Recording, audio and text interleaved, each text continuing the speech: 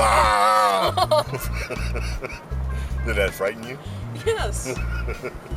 But you knew it was coming. You know, if I weren't your Ah!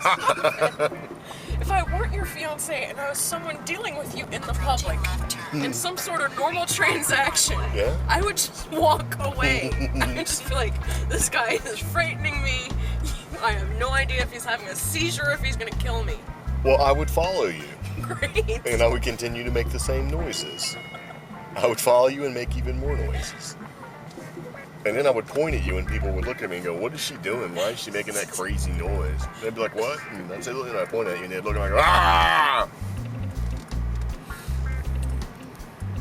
You hate me.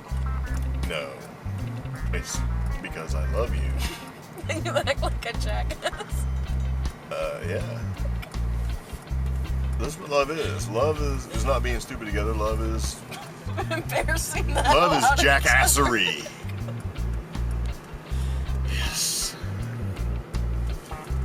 My hair looks good. Love it.